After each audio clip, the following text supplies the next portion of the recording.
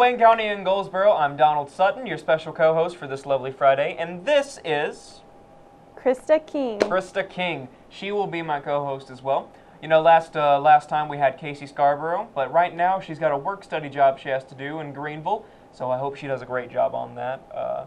And now we have good old Krista for these next 4 shows. Krista, would you like to introduce yourself any further? I would. I am Krista King, and I attend Wayne Early Middle College High School.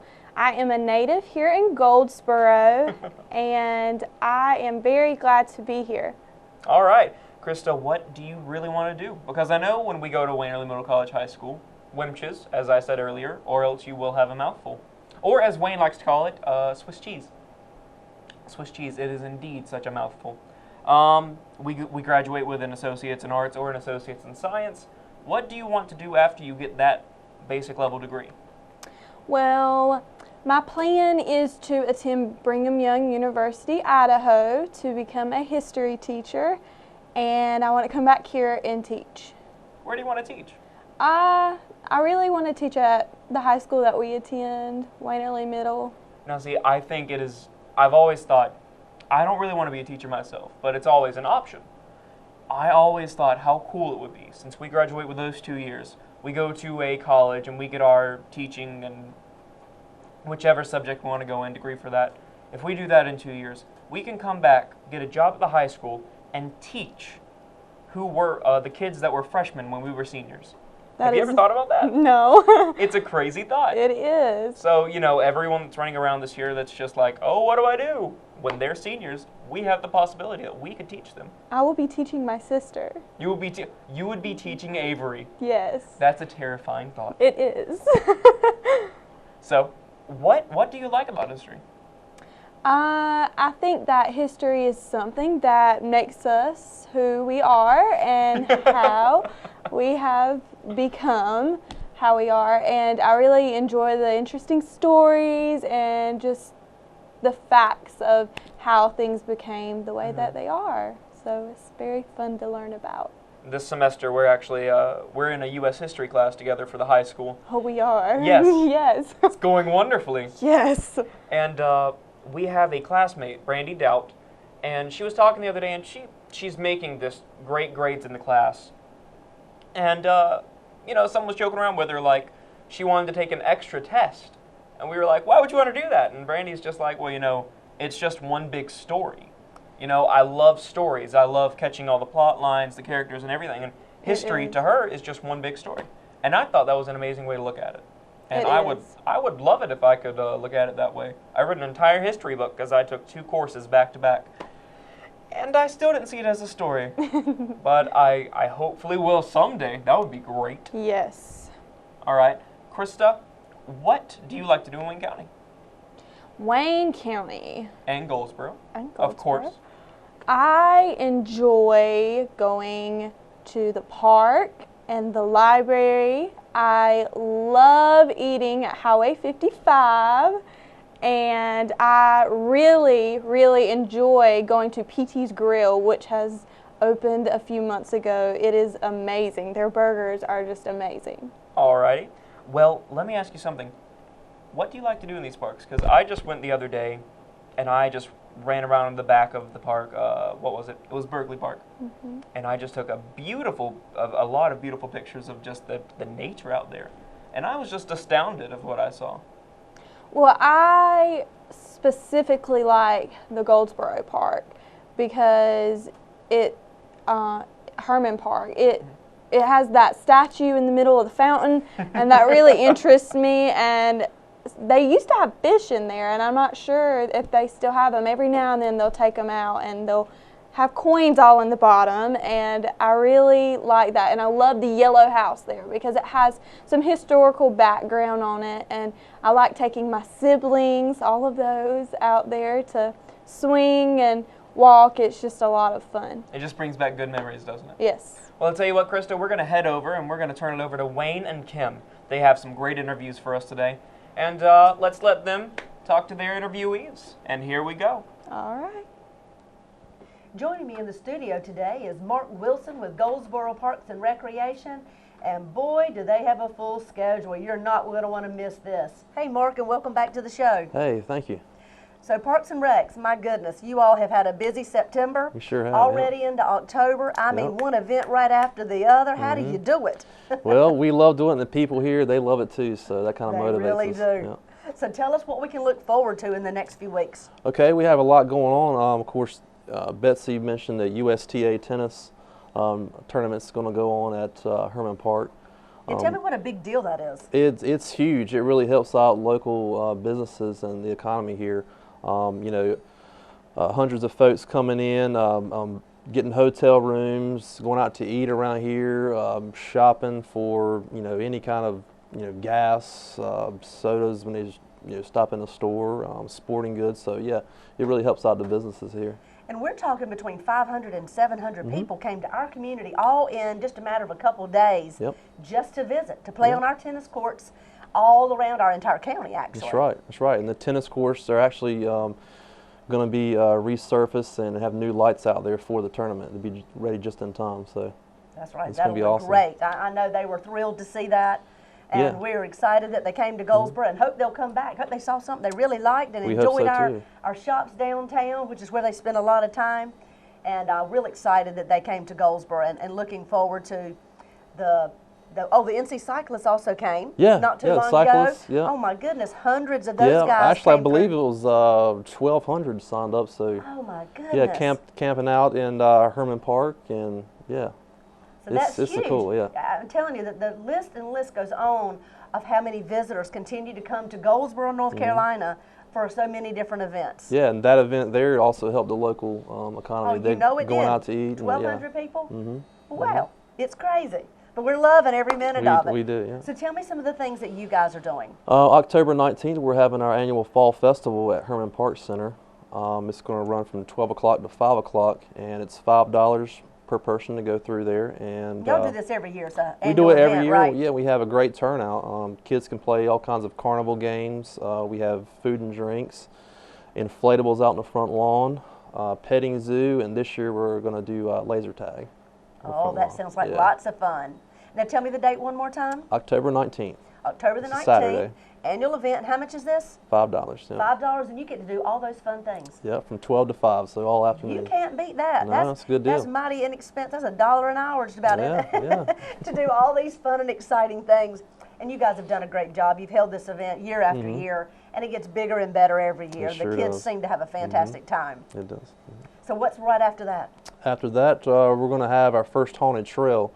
The new bike trails. If you haven't, experienced the new bike trails behind Bicycle World, it's Stony Creek Bike Trail, right behind the Lantern Inn as well. Yes. If you haven't been back there, you don't have a bike, well, here's your chance to actually go through our haunted trail, and you can walk through and see what that's all about. So what can we expect? Give us a little tidbit. You're going to be scared. Goodness. It's for the teenage age group and up. We're going to get some help from the local Stage Struck and Center Stage? Center Stage actually is going to help us out, so they're going to do some of the spooking. So you're going to have some amateur/professional actors doing all the scaring and haunting of us, huh? They'll do a lot better than I think we would, because they have, the costumes and all that. They're good. So. Wow, what's that date one more time? It's going to be a Friday and Saturday, October 25th, and 26th, Friday and Saturday before Halloween. So everybody just needs to sort of keep that in the back of their mind, book it on your schedule, pencil it in, and we'll come back to them a little bit closer to that time and give them a little more specifics. Yeah, and check out our website, GoldsboroParksandRec.com. There'll be ticket information on that website as well. And your Facebook page. And Facebook. We're always updating on Facebook. So. There you go. Yeah. Well, anything else happening after that scary night? Yeah, we're going to do some pretty cool things in November. I know we're kind of jumping ahead, but November 9th, we're going to have an event called Camp Goldsboro. Wow. We're going to go out to Berkeley Park, and families can come out. We're going to camp out right there on the baseball fields. We're going to have the lights on to a certain point. Then we're going to hit the lights, cut them out. And you only have flashlights and lanterns. Yeah, flashlights, and we're going to have a big Parks and Rec custom-made fire pit. That's going to be out there. Wow. What will you guys come up with next? Hey, we just need some time, and we'll take care of it. We're going to have great. So it's for families? Yeah, it's for families, and then shortly after that, on Friday nights in and the rest of the month of November, we're going to have community campfires. We're going to go around to some of the smaller parks and have a campfire, and the public library is going to bring a storyteller, tell stories, and we'll have s'mores over at campfire. You've got to have s'mores. Got to have that little bit of chocolate, a little bit of graham cracker, and a little bit of marshmallow. I know. No matter how old you are, you love s'mores. Everybody loves a s'more. If you don't, you're just missing out. Wow. So campfires, an overnight camp at Berkeley Park. And tell us that date one more time. That's going to be November 9th. November 9th. Yep. Go ahead and mark your calendars now. Yeah, and we'll also be throwing in some canoe trips somewhere in between. Gotta have that. On the weeknights, some smaller trips. I know we did back in June, Cruise the Noose. This is going to be a little bit smaller trip, maybe like an hour or two on a weeknight. Cruise the Noose was like about a 4 or 5 hour trip. Yeah. Well, Mark, tell me a little bit, if you will, about over the past 3 or 4 months, you all have really reached out to a group of individuals that maybe Parks and Rec hasn't reached out to in a long time, and that's our young adults.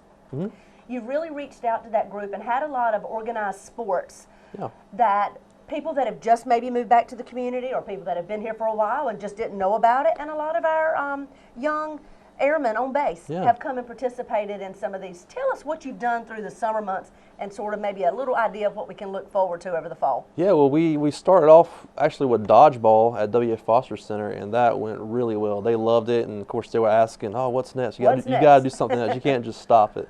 So after that, we did kickball at Herman Park. We all love kickball. Yeah, kickball is awesome. It is. And that's something, men and women can play together and have a good time. And shortly after that, we had wiffle ball. Wiffle ball. And that was a good turnout as well. We had a home run derbies. We actually had temporary fences for it, so they could hit home runs, and it was a blast. Everybody had a good time. We saw lots of pictures and posted lots of pictures on the city's Facebook page and Parks and Rec's Facebook page. Of course, there was always winning teams, and we had to showcase that a little bit. But that was great that you're really reaching out to the young adults in our community that want to be active, that want to have another way to mingle and do active things with their boyfriends or girlfriends, other people in the community. It's a great way to network. That's true. Yeah. Good job. So what can they look forward to this fall? We're going to try to have dodgeball again. So it went so well earlier this year, we're going to do it again. Yeah. So if you're a young adult or you know of one in the community that's looking something active to do, tell them to give Parks and Recreation a call or visit their Facebook page or their website, and you can find out more about activities specifically for young adults. Well, thank you, Mark, for coming on and sharing, as usual, all the creative and interesting things. Well, I'm excited about the family campfires. That's going to be really nice. It's going to be a good time. For those that have always wanted to do it but really were maybe afraid to do it on their own, this is a good way to get started and learn a little bit more about camping and doing it with a group of people. Yeah, and if you miss one, like I said, we're going to do it several Friday nights in November. So if you can't make one Friday night, you can make the next one. There you go. Check out the pages. You can find out more details and specifics there. And thank you so much for finding out and paying attention to Goldsboro Parks and Recreation. We're always pleased and proud to have Dr. Kay Albertson in the studio with us, and thank you for being with us this morning. My pleasure. I appreciate always, you coming. Wayne. Thank you very much. Thank you so much. It's a beautiful day in the neighborhood, right? That indeed it is. Absolutely. Beautiful day at Wayne Community College, and I'm happy to be here. For anyone who may not be familiar, and who would that be? Somebody living in a cave perhaps for the last 20 years, who may not be familiar with Wayne Community College. Give me a little background on the college and on you. Absolutely. Wayne Community College was started as an industrial education center back in 1957. Can you believe? And even though the North Carolina Community College has just celebrated 50 years in 2013, Wayne is older. We were one of the few industrial education centers. Our basic mission is to educate, train, and bring cultural activities to Wayne County, but all the communities that we serve. We serve the first 2 years of a student's academic life. Students can earn an AA, an AS, an AAS. They can earn certificates, diplomas, parts of those certificates, diplomas, with a whole hope of everyone getting a job. Wow. That is wonderful. 100 programs, lots of wonderful 100 programs, 100 programs, a lot of outstanding services. We're serving about 3,900 curriculum students this fall semester. Wonderful. Another 4,000 continuing ed students, and we just have great partnerships in this community, which make us one of the best of the 58 community colleges. I'll tell you, that is if you don't know about Wayne Community College, it's your fault, because this is one of the best things going in eastern North Carolina, frankly. No question about it. Not just Wayne County. Absolutely, no question about it. It's a beautiful campus. It is a beautiful campus. It is just gorgeous out there. Yeah, we had some guests on campus from East Carolina on Wednesday, and they have jobs all over the state. And one of the interesting comments, it was just a theme, was this is an amazing campus.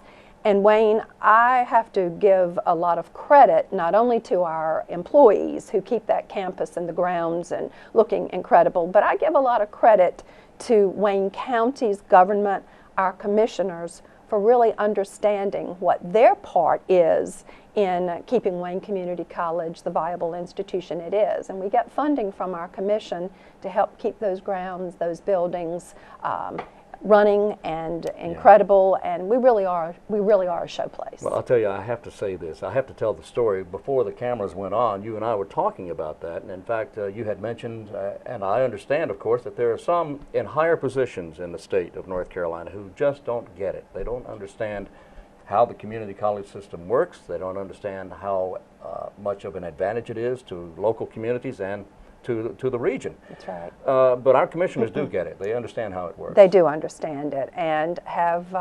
they know that we are the vehicle to prepare people, our citizens, for jobs. And let's face it, there could be no more important time for us to be talking about skills and job sets that are ready for our employers, not just again here in Wayne County, but hopefully in eastern North Carolina, but certainly throughout the state. The campus is gorgeous. There are a lot of students there, over 100 programs, a wonderful staff. We have incredible employees. You do have incredible employees. Incredible employees. They make me look good every day. Every day. The college just has so much going for it. But now, institutions, college is expensive. And not college only is expensive. Wayne Community College is not expensive to the students necessarily, but to operate, to own, to the day-to-day operation of the college, there's a lot of expense involved with that. Let's talk about money and finance. All right. Okay. All right. Now, I don't know if on a Friday morning that's a very exciting topic, but people should know how we are financed. Absolutely. Sure. Our students should know how we are funded. I think there's an appreciation once you see how complicated this whole big animal really is. Well, it has to be complicated because it doesn't cost much to attend the college, first of all, so that the out-of-pocket for the student, even those who acquire student loans, is not a great deal of money. So it's certainly, you're not living on the students. We don't keep our student tuition. We are not allowed to keep our tuition funds. No, our tuition goes back into the North Carolina general funds, and then that's reallocated based upon, to each of the individual colleges, based upon our student enrollment. That's one of the variables. Okay. But I'm going to challenge you a little bit that it is costly to our students, because when you think about the fact that the majority of Wayne Community College's students are first-generation college student, many do qualify for federal for federal grants or scholarships or loans. It's because there's not a lot of money in those homes.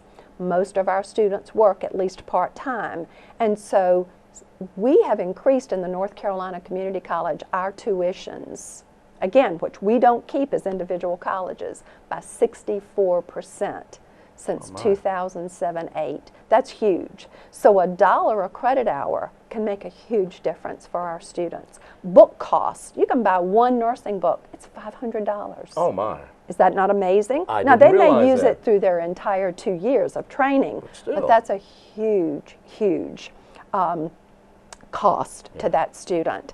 So we do everything we possibly can to make that burden as easy as it can be. And that's part of the reason why everybody needs to understand how all of this financing works, and why our own General Assembly and others need to know how important we are and that the contributions that come from the state level particularly are incredibly important for us preparing these students and getting them in the workforce. Okay, well, walk me through it. How does it work? Okay. We'll start with the county funding. Okay. County funding is about 9% of our budget, and it provides the overhead for operation of our grounds, our buildings, utilities, insurances, those types of things. It is a statutory obligation, and our county has always done it and done it extremely well. And they provide things for us like our grounds persons and our housekeepers, and so it makes a huge difference. We also get federal funds, and those federal funds are usually by way of things like the Pell Grant, which do help to support our students. And a little other federal money, but particularly monies that go towards the support of our students. And then the majority of our funding comes from our state, and we are funded by, at this current time, by enrollment numbers. And so, interesting point, we're funded in arrears. So the money that the enrollment numbers that I had last year are the dollars that help me to operate this year. So if I had a great year last year, which we did, by the way, Right. if I have a great year last year, I probably have sufficient funding for the numbers of students if they are the same numbers that I had last year. But if that enrollment goes up, guess what happens? Well, I have less money. But if I made less money last year, more students this year, same conundrum is there. So we are funded based upon our enrollment. That's the number one way that we are funded. And so it's a real interesting formula to figure out, because we're never quite sure what our enrollment's going to be till the end of the year. and of course you want to get as many students as possible. You want to increase enrollment as much as possible. Well, and I want to increase enrollment not so I can get more money. Well, of course. I want to increase enrollment because we are a wonderful institution, Exactly. and we are going to help people further their education or get a job. That's our business. And as you're able to increase enrollment, then you're helping in the community. No question about it. It helps with the tax base, if nothing else. It increases it helps each individual person with their own personal knowledge and abilities. Well, and they become much more valuable citizens. Yes, We've got all kinds of statistics to say that person who has at least some college, gives back to a community in many ways. So while you're directly trying, and indirectly. Exactly. So while you're trying to increase enrollment, you're working with last year's numbers. There as is far no as question the about money. it. And it could even be different from that, because even though we do work with last year's money, there's an interesting twist. In the past, we have been able to either get the funds from last year's enrollment or funds from a 3-year rolling average, whichever is higher. Makes sense to you? Mm-hmm. So if my last year's numbers weren't as high as the average of the past 3 years, I got the past 3 years rolling average. That changed on us in July. Oh. Pretty much to the shock of the North Carolina Community College system. And now instead of a 3-year rolling average, it's a 2-year rolling average. And it hurt a lot of our institutions. Wayne Community College was fortunate in that, because our enrollment has been so steady for the past 3 years, that we didn't take as much of a shock from finance as did the majority of the colleges. Wow. And so we're in a new formula. And there's been a lot of brouhaha in the paper and throughout the state about it, and trying for us to try to help people to understand, particularly our elected officials, that this really was a bit painful, and we're going to adjust to it, and we have adjusted to it, but thank goodness, because our enrollment has been steady. We did not see a huge dip because of that formula change. Well, thank goodness for that. Absolutely. But there's still 58 colleges. There's still 58 colleges. That's exactly right. The majority right. of them took a hit. The majority took a hit. Well, is it that the state's leaders, our own senators and our own assemblymen or our representatives are saying, hey, we have got to really teach the community college people a lesson. we have got to cut back, we have got to show them who's boss. What are they doing? Well, I think that there's a minor piece of that, and that is we've got to have efficiencies in this state. And let's face it, we all shared in the pain.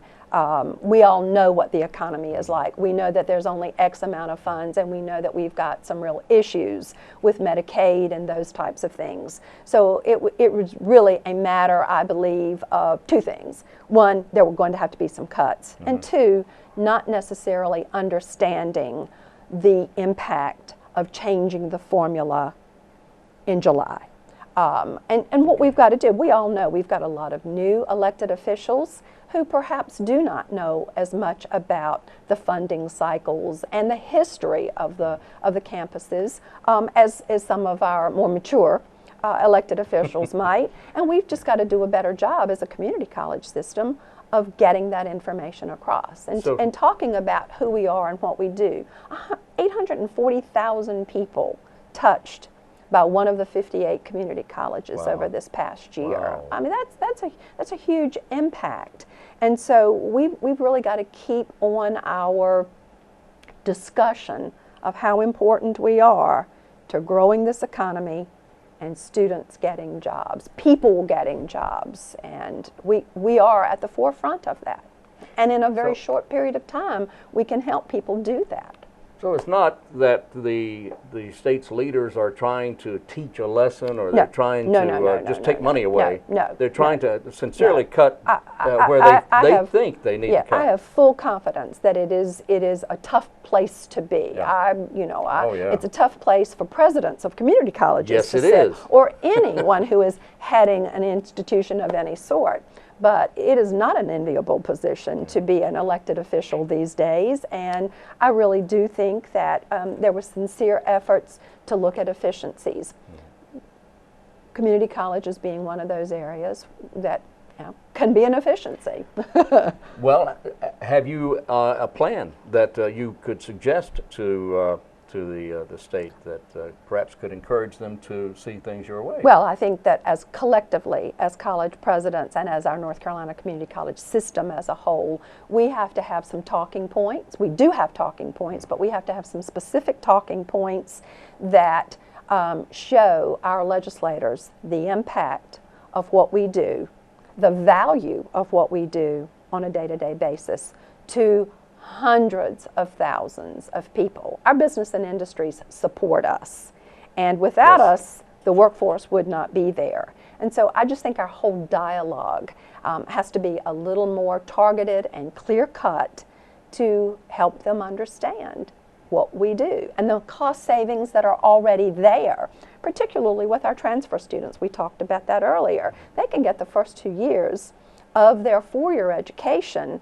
at the community college for significantly less money than if they went directly to a four-year institution. So much so, Wayne, that our legislators actually have an idea, it's called NC Gap, where a student who was accepted, let's say, at the University of North Carolina in Wilmington, if he or she came to the community college of choice for the first 2 years, would be guaranteed a slot at UNCW after the 2-year degree was completed at the community college, saves parents, save the student's pocketbook. They get equal or better education with us because our classes are smaller, our engagement with students is generally greater. And the legislators see the value of that. They actually see the value of that, and we're going to really be talking with them at great length with this upcoming short session about how that NC Gap idea really ought to work. Give us the funding. Right. We'll do it. We can do it as well or better, and we can save the taxpayers of North Carolina a lot of money. Seems that the four-year colleges would certainly be behind this. Do you feel that they could apply a little pressure to our legislature and and encourage our leaders to see it your way? They could. I'm not sure that they will. If you want me to be, I mean, it is again all about what business you're running, and it is a competitive business. Education is a competitive business. It is. I mean, it's a business. It is a competitive business, and when funding is so central to enrollment, you want students. But we all know that there are only so many students that four-year institutions can take. Right. Their costs are rising, just like our costs are rising, and you have to build more buildings. And that's one of the beauties, again, of community colleges.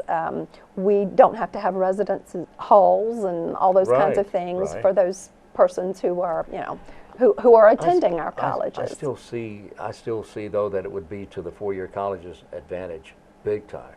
Well, you know, we are working on strengthening our articulation agreements with the North Carolina community colleges, the North Carolina universities, our UNC system is what I should say.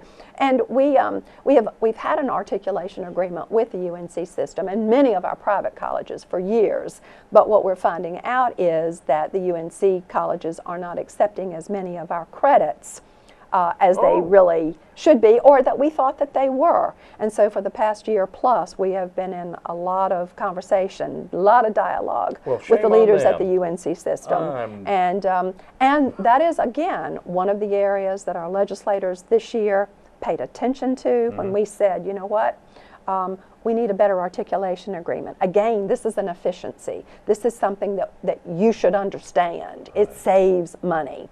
And our students, our citizens, get a good education. So we're in a study with that right now, and I am hoping that we're going to see positive resolution that satisfies the UNC system, and that certainly is better for us. Wow. A lot going on. A lot going on. And a lot of it involves the political world. Is there anything is there anything we can do to encourage? Well, I think that the biggest thing that the citizens of Wayne County or throughout the state can do is to just continue to advocate for our community colleges and to say we know of what value they are. Each and every one of us is in our local communities. It's, you know, in many cases, just like here in Wayne County, we are the center of a lot of cultural activity. You think about our foundation and those kinds of activities, events, seminars, workshops that we bring to the citizens of Wayne County that perhaps they would get no other way, or certainly not free. And so we have personalities in communities, and I think that we have to speak up and say these colleges are valuable. I think business and industry has to continue to speak up to say we get wonderful workers from our colleges. And I have to say that business and industry in Wayne County is very supportive of us. We ask them, what do you need? They tell us what they need. And if we're not doing it, we make every attempt to meet their needs. The perfect example of that is businesses and industries told us through survey and focus groups about 3 years ago, you have wonderfully skilled, trained workers, but they need those employability skills, those soft skills, you know, come to work on time, understand how to work in a team, understand that communication is so important. Again, and there are probably 40, 50 employability skills that are so incredibly important once you get that job. And they said, you need some polishing in those areas. And so we now have a full-time person who works throughout our entire campus with all of our curricula to enforce, to encourage soft skill training, to integrate it within all of our programs of study. We go out and do those types of soft skill training for incumbent workers. So we listen. And I think that's something that business and industry can say to our elected officials. We couldn't do without them. That's what we want them to say. We couldn't do without them. So support them. Yes, support them. We're out of time. And I am Goes sorry. fast. It does go quickly, yes. I'm sorry we are, but our guest has been Dr. Kay Albertson, the president of Wayne Community College, and it's always a pleasure to have you with us. My pleasure, friend. Thank you so much for having me today. Down here in Wayne County in Goldsboro, there's a lot of stuff going on there. Just recently, Wayne and we went out to go see the open house for it. The open house for the senior center. They're doing a nice hats on theme. Every senior wore a hat because they had so many hats in their lifetime, in the sense of they wore hats. They had different, places in their life where they belong. Not actual literal hats. Yeah. There we go. There we go. Because I'm just talking about hats almost. I have to specify. Anyways, they were doing this, and they have amazing artwork down there that they create. I was astounded at the quality that I saw. It looks like it's just professionally done. It's beautiful. There was one of, I believe, a lighthouse, and it just caught my eye, and I could not stop looking at it. Have you ever seen something like that? Actually, I have. You have? Yes, I have. What kind of artwork catches your eyes? I must say that pottery out at the Oberry Center, that the patients, they get together and they have an art day and they make the pottery. And I bought my mom one and I put it with candy, and she fell in love with it. She really, really loved it. And they made it from just scratch clay, and it's just gorgeous because it's painted and it's shiny and it's just so nice. So it was amazing. Out there, that's actually, because I took a tour out there with a Wayne County Junior Leadership, they actually do get paid to do that kind of stuff. The patients do. Oh, I did not know that. Yeah, and it's beautiful, because I know exactly what you're talking about. I saw a little turtle out there that they had made out of clay pottery. Absolutely wonderful. Now, Krista, we're talking about you. Do you have any hobbies? I do. I love to cook. Oh. Yes, and I love to paint. Really? Yes, and sing. Now, can you give us an experience with any of those things, really? I could tell you a little bit about my sister and how she experienced baking cookies. It called for a half a cup of butter, and she put 2 cups. Okay. And instead of being cookies, it was pancakes. Okay, so it's kind of like Pauladine cookies. There you go. Just loaded down with butter. Yes. Lot of butter, y'all. Lot of butter. Lot of butter. Lot of butter. Uh-huh. Now, you're talking about your sister. Which one? Avery. Avery, how many siblings do you have? I have 1 brother. 1 brother. And 4 sisters. Oh. And I have 2 stepsisters. Oh my. So yes. it is a rather large family. It is. A lot of love, though, I assume. Lots. Lots of love. Yes. Now, does your little brother, does he ever feel like the odd one out since he's the only guy mixed in? He's our little firecracker. Yes, he is. He is something else. He's a good boy, though. He's a good boy. What does he like to do? He loves to play football. Oh. Yes. He's a good old all-American boy. Oh, there you go. Right there. I'll tell you what, maybe he'll grow up to be one of those all-American athletes, and like you ever seen Forrest Gump? Yes. Yes. Whenever he was going up shaking the president's hand. Maybe that'll be him one day. Oh. What's your brother's name? Landon. Landon. That's a Yes. nice name. Mm-hmm. All right. So, Krista, would you like to kind of talk about this writer's workshop that's also going down on at the Senior Center, Peggy M. Seeger Senior Center? Sure. All right. All right. So this workshop will be starting on October 2nd on Wednesdays from 1 p.m. to 2 p.m. And you are just going to be writing story memoirs that you have, and you don't need any special writing skills. You just come and you commit to the full 8 weeks of this seminar of writing, and it's limited to 12 participants. Materials will be supplied to you, so don't worry about bringing anything, and you will leave a legacy to your family, and it's just something very fun to go to, and it's something I encourage you to go to. It's something Krista King personally encourages you to go to. Yes. The Krista King Approval Award. Yes. Now this will have already have started, I believe, so you can you jump in at this point, do you think? If you have any questions, I would call Aaron McAuliffe, and she will give you any information that you need about this. All right. Well, Krista, that looks like it's going to be all for this Friday. So I've been Donald Sutton, you have been Krista King, and this has been WGTV Channel 10 Today.